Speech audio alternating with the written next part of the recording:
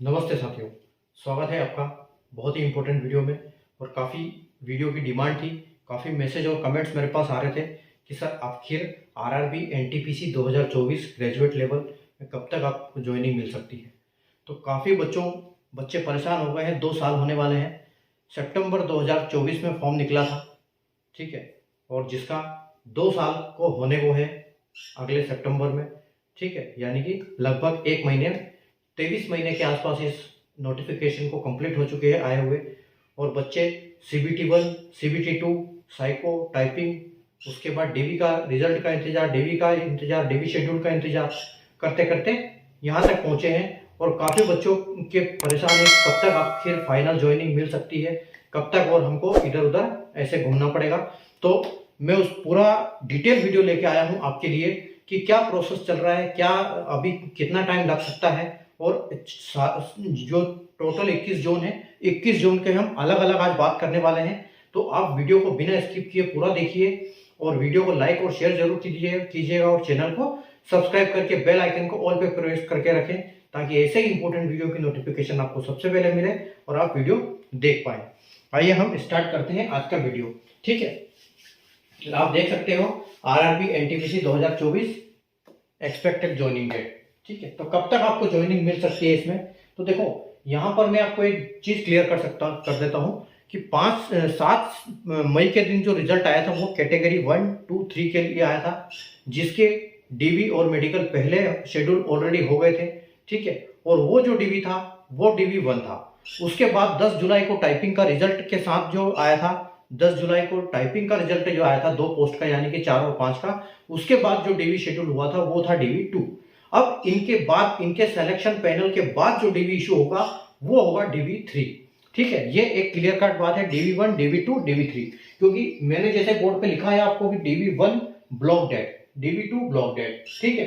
तो सात जो 21 जोन है आपके, उसके हिसाब से मैंने पूरा लिखा है कि जोन जैसे ये 7 जोन है, फिर ये 7 जोन है, फिर ये 7 जोन है। उसके बाद ब्लॉक डेट क्या थी, डीवी 1 यानी कि कैटेगरी 1, 2, 3, यानी कि CCTS स्टेशन मास्टर और गुड्स ट्रेन मैनेजर का जो 7 मई को रिजल्ट आया था उसका जो डीवी शेड्यूल हुआ था उसमें जो ब्लॉक डेट दी गई थी, यानी कि आखिरी तारीख, डीवी के बाद जो अब्सेंटीज के लिए जो आखिरी तारीख दी गई थी ब्लॉक डेट, वो मैंने यहाँ पर मेंशन की है लास्ट ब्लॉक डेट, क्योंकि लास्ट ब्लॉक डेट के बाद ही जो पैनल निकाला जाता है, पैनल निकाला जा सकता है, क्योंकि जो ब्लॉक डेट में अब्सेंट होते हैं वो जो नॉर्मल डीवी डेट पे अब्सेंट होते हैं वो ब्लॉक डेट में आते हैं। तो ब्लॉक डेट हमने इसलिए लास्ट डेट ली है, यानी कि ब्लॉक डेट। तो ब्लॉक डेट हमने डीवी 1 का लिया यानी कैटेगरी 1, 2, 3, और कैटेगरी डीवी 2 यानी कि कैटेगरी 4 एंड 5 यानी जूनियर अकाउंट असिस्टेंट और सीनियर क्लर्क कम टाइपिस्ट, ठीक है। तो अब हम यहाँ पर बात करेंगे कि जो डीवी 1 था वो किस किस का कंप्लीट हो चुका है और किसका अभी तक बचा हुआ है, ठीक है। तो आइए हम स्टार्ट करते हैं। जैसे कि आप देख सकते हो यहाँ पर देखो अहमदाबाद जोन 25 जून यानी कि इसका डीवी कंप्लीट हो चुका है, ठीक है। अजमेर की बात करें तो 8 जून इसका डीवी 1 कंप्लीट हो चुका है। ये अभी हम बात कर रहे हैं डीवी 1 यानी कि कैटेगरी 1, 2 और 3 के डीवी की, ठीक है। बेंगलुरु 15 जून कंप्लीट हो चुका है, भोपाल 15 जून कंप्लीट हो चुका है, ठीक है। भुवनेश्वर 22 जून यानी कि हो गया, बिलासपुर 3 जुलाई, चंडीगढ़ 11 जून, ठीक है। यहां तक डीवी कंप्लीट हो चुके हैं डीवी 1। चेन्नई की बात करें तो 3 जून, गोरखपुर की बात करें तो 17 अगस्त, ये भी हो गया। गुवाहाटी 22 जून, जम्मू 23 जून और कोलकाता 19 अगस्त, मालदा 15 जून और मुंबई 27 जुलाई, ठीक है। मुजफ्फरपुर 22 जुलाई, पटना 28 जुलाई, प्रयागराज 28 जून, रांची 10 जून, सिकंदराबाद 24 अगस्त, यानी कि ये जो वाला जो है आपका डीवी अभी बचा हुआ है, ये चलने वाला है, ये 3-4 दिन में ये भी निपट जाएगा। सिलीगुड़ी की बात करें तो 15 जून और 15 जून, यानी कि हम अगर बात करें डीवी 1 की तो सिकंदराबाद को छोड़ के सारे डीवी कंप्लीट हो चुके हैं, ठीक है। डीवी 1 यानी कैटेगरी 1, 2, 3 के डीवी यहाँ पर कंप्लीट हो चुके हैं। और कई जोन ऐसे हैं जिन्होंने पैनल भी अपना जारी किया है। हालांकि पैनल में 100% जो है प्रेजेंट, 100% लोग प्रेजेंट भी नहीं है और 100% लोग का सिलेक्शन भी नहीं है, ठीक है। तो इसकी हम आगे चर्चा करेंगे कि ये अपसेंट क्यों है और कौन अपसेंट हो सकते हैं और ये क्या कारण हो सकता है यहाँ पर कम सिलेक्शन का, ठीक है। उसके बाद देखो अगर हम अगले डीवी की बात करें यानी कि डीवी 2, अगर हम डीवी 2 की यहाँ पर बात करते हैं तो डीवी 2 आपका जो देखो 1 सितंबर यानी अहमदाबाद का अभी आपका चल रहा है DV2345 के लिए जो सितंबर को है। अब बेंगलुरु 31 अगस्त है, भोपाल 31 अगस्त है, भुवनेश्वर 17 अगस्त है, इनकी डेट आ चुकी है। देखो अजमेर का अभी तक DV2 शेड्यूल नहीं हुआ है, तो यहाँ पर मैंने डेट लिखी नहीं है, यहाँ पर नॉट शेड्यूल्ड है अभी तक, ठीक है, अजमेर नॉट शेड्यूल्ड है। उसके बाद अहमदाबाद की 1 सितंबर, उसके बाद अजमेर का शेड्यूल नहीं है, बेंगलुरु की 31 अगस्त है, ठीक है। और ये सारी ब्लॉक डेट है, यानी कि DV2 की 4 और 5 कैटेगरी की। भोपाल की 31 अगस्त है, भुवनेश्वर की 17 सितंबर, बिलासपुर की 17 सितंबर, चंडीगढ़ की 18 अगस्त, यानी कि चंडीगढ़ की जो है ये वाली भी डिग्री कंप्लीट हो चुकी है 18 अगस्त के दिन, ठीक है। अब देखो यहाँ पर चेन्नई ने क्या लिखा है 21 अगस्त, लेकिन उसने यहाँ पर क्या मेंशन किया है, ये जो है चेन्नई की ये ब्लॉक डेट नहीं है।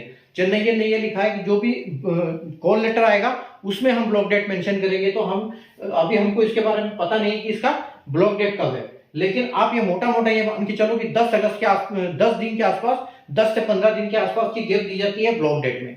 तो यानी कि 21 अगस्त है तो आप 31 अगस्त इसको समझ लो कि ब्लॉक डेट इसकी 31 अगस्त हो सकती है, ठीक है।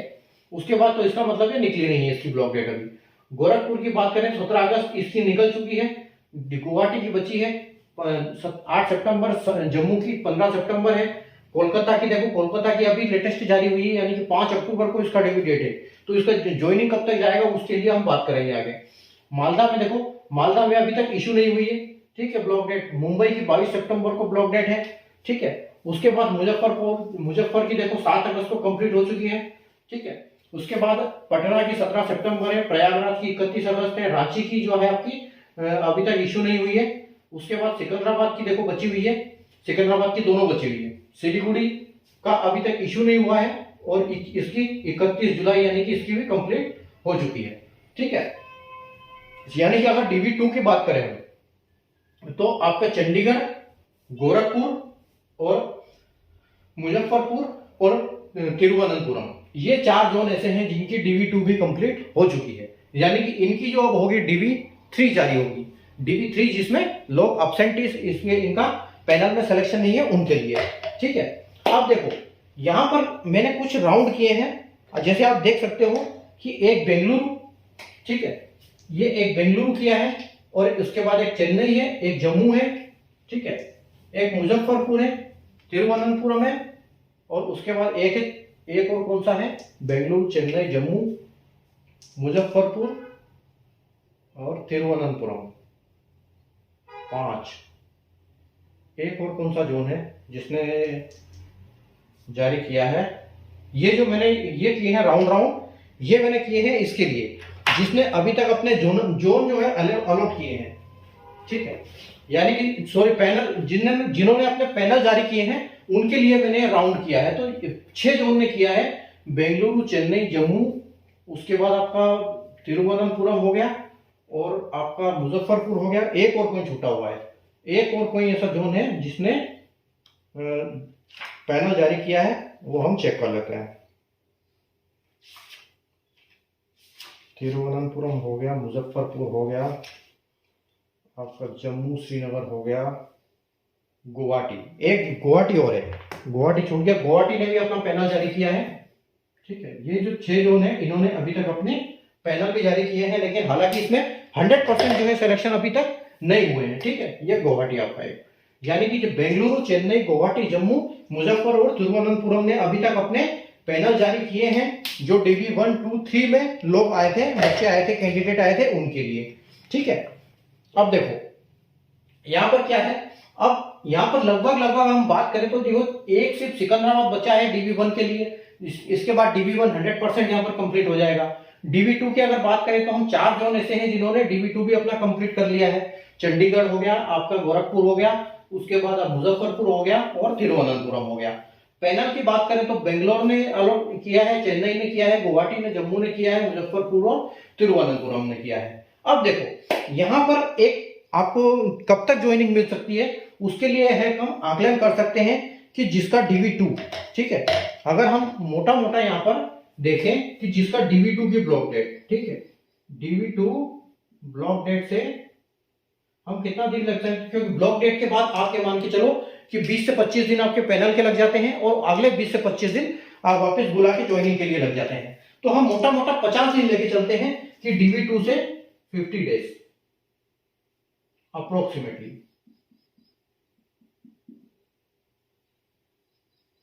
ठीक है, DV2 से ब्लॉक डेट से 50 दिन अप्रोक्सीमेटली आप लेके चल सकते हो। किसके लिए? ज्वाइनिंग के लिए। ठीक है, और अगर जिसका पैनल जारी हो गया है, ठीक है, पार्ट पैनल जिनका जारी हो गया है उनके लिए क्या है, उनके लिए आप लेके चलो 25 डेज अप्रोक्सीमेटली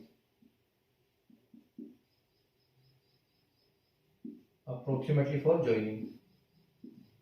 ठीक है, यानी कि डीवी डेट, ये वाली डेट, इस डेट से आप ले सकते हो कितना? इस डेट से आप ले सकते हो कि 45 दिन यानी कि 50 दिन के आसपास आपको ज्वाइनिंग मिलने की संभावना रहेगी। और इसके बाद अगर हम इसकी बात करें कि पार्ट पैनल जिसका इश्यू हो चुका है, तो जिस दिन से आपका पार्ट पैनल इश्यू हुआ है उस दिन से आप 25 दिन मान के चलिए कि 25 दिन के आसपास आपको ज्वाइनिंग मिलने की संभावना रहेगी। तो किसका पार्ट पैनल कब हुआ है वो आप अपनी साइट पे जाके देख सकते हैं कि कब पार्ट पैनल, किस तारीख को पार्ट पैनल जारी हुआ है, उस दिन से 25 दिन और जोड़ लें।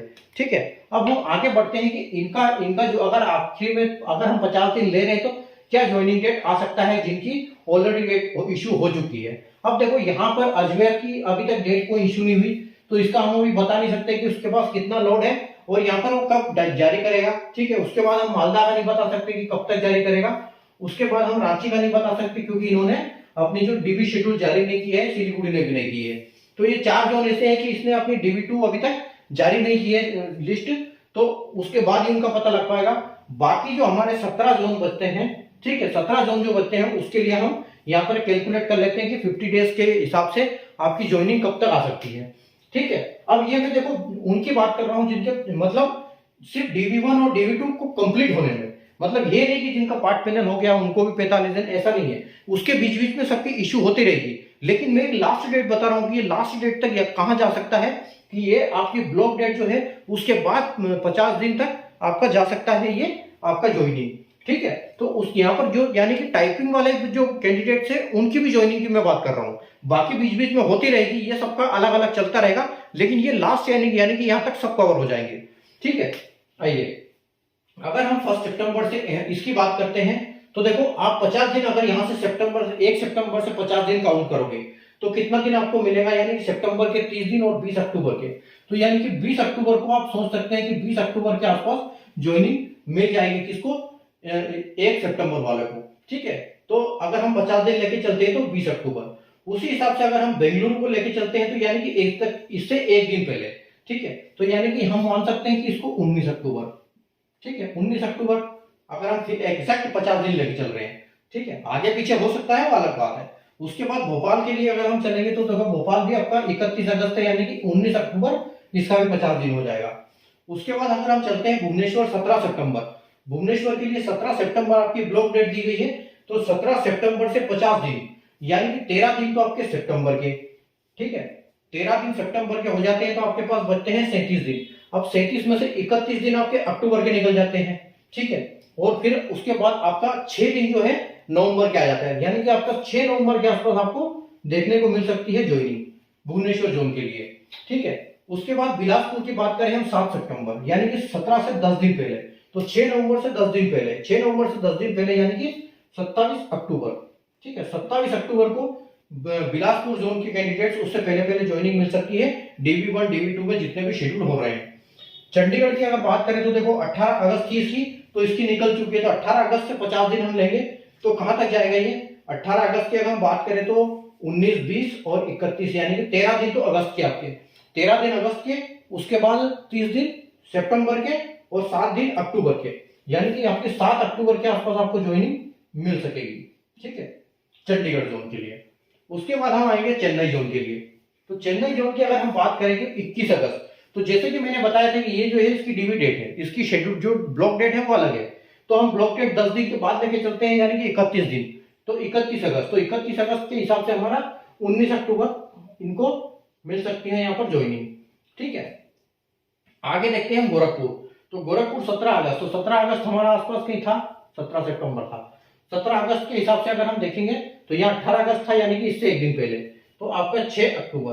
ठीक है, 6 अक्टूबर के आसपास आपको ज्वाइनिंग मिल सकती है। गुवाहाटी, गुवाहाटी में 8 सितंबर। अब देखो ये 7 सितंबर था, यानी कि यहाँ से एक दिन बाद, यानी कि 28 अक्टूबर। ठीक है, तो 28 अक्टूबर को आपके 50 दिन पूरे हो जाएंगे गुवाहाटी जोन के लिए। ठीक है, उसके बाद जम्मू 15 सितंबर, 15 सितंबर आपका है, आपका 15 सितंबर 17 सितंबर है, तो 17 सितंबर यानी कि 2 दिन पहले, तो आपका आ जाएगा आपको ये आ जाएगा 4 नवंबर। तो 4 नवंबर के आसपास यहाँ पर ज्वाइनिंग मिल सकती है जम्मू जोन के लिए।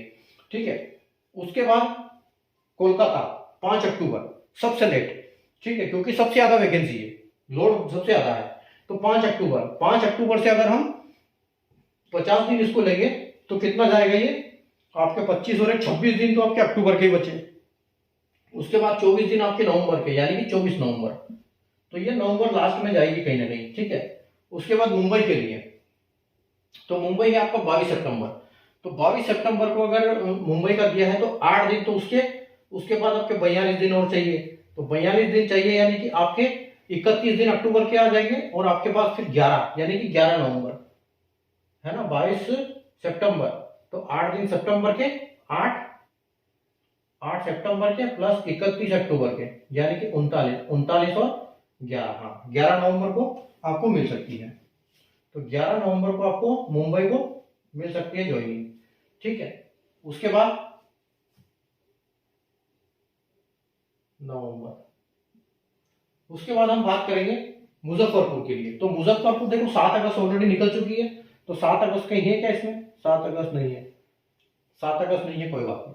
तो देखो 31 में से 7 घटाओ आप, 31 में से अगर आपका 7 गया तो आपके बचते हैं 25 दिन, तो 25 24 दिन, तो 24 तो आपके अगस्त के बचे।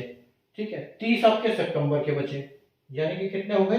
30 और 50 54 दिन, 54 दिन, यानी कि ये तो कम, इससे 4 दिन आप कम कर लो तो आपको 30 यानी कि 26 सितंबर।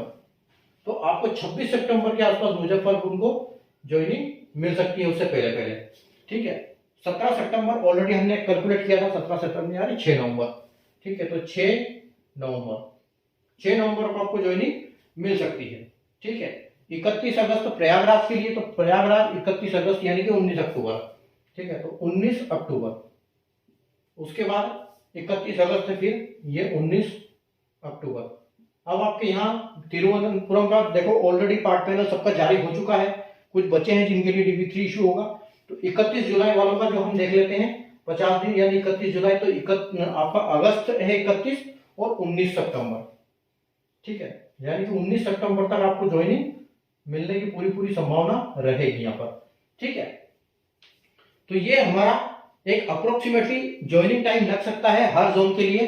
तो आपका कौन सा जोन है आप उसमें देख सकते हैं। ठीक है, और अगर कुछ किसी के पार्ट पैनल अभी तक इशू तो नहीं हुए, पार्ट पैनल इसी के इशू है। आज मैंने जो लेटेस्ट जानकारी निकाली है ये इतनी मिली है कि अभी तक किस किस का DB कहां तक पहुंचा है, DB1 कहां तक है, DB2 कहां तक है, और उसके बाद पार्ट पैनल किसने किसने जारी किया है। तो ठीक है, तो आज तक यानी कि आज हो गई आपकी 21 अगस्त। तो 21 अगस्त तक जो अगर पार्ट पैनल जिसने जारी किया है वो सिर्फ यहाँ पर 6 जोन है जिन्होंने अभी तक जारी किया है। ठीक है, और जैसे कोई पार्ट पैनल जारी होगा या कोई इंपॉर्टेंट अपडेट्स होगी इसके बारे में मैं बिल्कुल आपको बताऊंगा। अच्छा, एक कैंडिडेट है जिसने, अगर वीडियो देख रहा है तो जरूर देखें ध्यान से, तिरुवनंतपुरम से, जिसने कमेंट, बहुत लंबा कमेंट्स किया था, और जिनकी परेशानी ये है कि उनको GTM अलॉट किया गया है, लेकिन उनका कहना यह है कि उन्होंने जो आपका साइको भी पास किया है और उनका प्रेफरेंस में CCTS और आपका स्टेशन मास्टर ये दोनों थे। ठीक है, तो मैंने उनको कमेंट्स के माध्यम से बताया भी है कि आप मुझे स्कोर कार्ड आपका CBT1 CBT2 का और CBAT का भेजो, तो मैं थोड़ा सा उसमें देखना चाहूंगा कि क्या प्रॉब्लम हो सकती है। ठीक है, उसी हिसाब से मैं आपको रिप्लाई करूंगा। आप वीडियो देख रहे हैं तो जरूर आप वापस कमेंट करके बताएं, और अगर आपको भी किसी के बारे में अगर ऐसा है कि आपकी कोई परेशानी है या कोई प्रॉब्लम है तो आप बिल्कुल मुझे व्हाट्सएप के माध्यम से भेज सकते हैं या कमेंट के माध्यम से भेज सकते हैं। और मेरा नंबर भी आप नोट कर लो, 9589163802, ये मेरा व्हाट्सएप नंबर है। कोई कॉल करना चाहता है तो कॉल कर सकता है, बेझिझक कॉल करे, कोई दिक्कत नहीं, आराम से बात करूंगा, उनकी परेशानी क्या प्रॉब्लम है वो समझूंगा, वैसे ही उनको रिप्लाई भी करूंगा। आप व्हाट्सएप पे पूछ सकते हैं। ठीक है, लेकिन अगर कोई कोई प्रॉब्लम, कोई किसी का कोई क्वेश्चन है तो उसके साथ अगर कुछ मैं डॉक्यूमेंट मांगता हूं तो डॉक्यूमेंट भी कृपया मुझे भेजे व्हाट्सएप पर, तभी मैं उसको सॉल्यूशन आपका कर पाऊंगा। ठीक है, तो ये कैंडिडेट है तिरुवनंतपुरम से जिसने मुझे कल कमेंट किया था, तो मैंने उसको रिप्लाई कर दिया है। तो अकॉर्डिंगली जैसे उनका वो आ जाता है उसी हिसाब से देख पाएंगे, क्योंकि यहाँ पर देखो एक सिस्टमेटिक तरीका चलता है। जब जो अलॉटमेंट होता है, एक फाइनल अलॉटमेंट होता है, वो उसी हिसाब से होता है कि यहाँ पर प्रेफरेंस क्या है, कैंडिडेट ने प्रेफरेंस क्या दिया है, उसका स्कोर कार्ड में नंबर क्या है, वैकेंसी कितनी है, ठीक है, उसका मेडिकल स्टैंडर्ड क्या है। तो हालांकि अगर उसने जीटीएम के लिए उनको सेलेक्ट किया है तो बिल्कुल वो स्टेशन मास्टर के लिए अप्लीकेबल है, क्योंकि दोनों का मेडिकल क्राइटेरिया है जो A2 है। तो दोनों अगर A2 है, स्टेशन मास्टर दिए अपना जीटीएम दिया है, तो स्टेशन मास्टर नहीं देने का क्या कारण है? या तो उसके स्कोर कम पड़ गए हों सीबेट में, सीबेट के हिसाब से, या फिर सीबीटी 2 के स्कोर के हिसाब से, या फिर हो सकता है कि सीबीटी 1 में पहले स्टेशन मास्टर और सीसीटीएस क्लियर ना हो, ऐसा भी हो सकता है। तो बहुत सारे कारण हो सकते हैं, तो ये सब चीजें डॉक्यूमेंट देख के ही पता लग पाएगा। तो कृपया अगर आपकी ऐसी कोई क्यूरी है तो डॉक्यूमेंट भेजें, जैसे मैं आपसे मांगता हूं वैसे डॉक्यूमेंट भेजें। जैसे मेरा नंबर बताया, मैं एक बार और रिपीट कर देता हूं, 9589163802। आप उस पर बिल्कुल आप कमेंट कर लीजिए, कॉल कर लीजिए, कोई प्रॉब्लम नहीं है। ठीक है, बिल्कुल मैं आपको, जैसे अगर मैं बिजी होता हूँ, नहीं उठाता हूँ कॉल, तो मैं बाद में कॉल करके पूछता हूँ, तो आप कॉल करिए बेझिझक, कोई दिक्कत नहीं है। ठीक है, बाकी चैनल को सब्सक्राइब कर लिए, वीडियो को पसंद आए तो वीडियो को लाइक और शेयर करें। ठीक है, और अपने दोस्तों के साथ जरूर शेयर करें वीडियो, ताकि जिनको और कोई किसी को ऐसी दिक्कत है तो उनका भी समाधान कर पाऊँ। ठीक है, बाकी ऐसी कोई इंपॉर्टेंट अपडेट आएगी तो जरूर मैं आपके लिए वीडियो लेके आऊंगा। ठीक है, तो मिलते हैं हम एक नए वीडियो में कुछ नए अपडेट के साथ। तब तक के लिए गुड बाय, टेक केयर।